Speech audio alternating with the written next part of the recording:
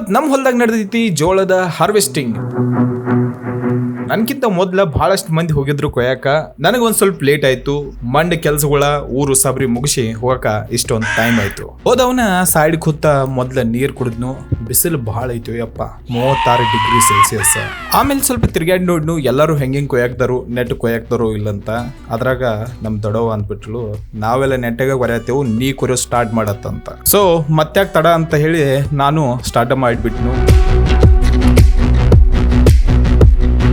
1 ತಾಸ, 2 ತಾಸ, 2.5 ತಾಸ, ಇಟ್ ಮೀನ್ಸ್ 1.5 ಆಯಿತು. ಊಟದ ಸಮಯ, ಎಲ್ಲರೂ ಬಿಟ್ಟು ಊಟಕ್ಕೆ ಹೋದಾಗ ಒಂದು ರಹಸ್ಯವಾದ ಕತೆ ನಮ್ಗೆ ಗೊತ್ತಾಯಿತು. ಅಲ್ಲಿ ಇದ್ದು ಬದ್ದ ಎಲ್ಲ ಗಿಡಗಳಿಗೆ 2 ಕಿಂಗ್ ಫಿಶರ್ದು ಬಾಟಲ್ಗಳನ್ನ ಅಟ್ಕಾಸಿರು.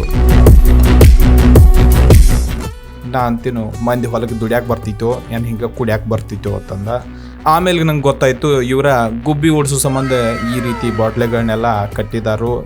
ಇದು ಎಲ್ಲಿ ಬಾರಿಸೋದ, ಯಾವಾಗ ಗುಬ್ಬಿಗಳು ಓಡಿ ಹೋಗವ. ಈಗಿನ ಗುಬ್ಬಿಗಳು ಭೀ ಭಾಳ ಶಾನೆಯಾಗಿದ್ದಾವೆ, ಇಂಥದಕ್ಕೆಲ್ಲ ಓಡಿ ಹೋಗ್ತಾವ ಅಂತ ನಂಗಂತೂ ಅನ್ಸಂಗಿಲ್ಲ.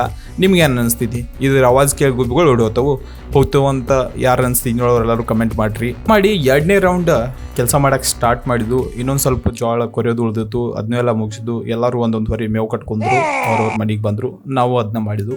ಇಲ್ಲಿಗೆ ಒಂದು ಜೋಳದ ಕತ್ತಿ ಮುಗಿದೋಯ್ತು.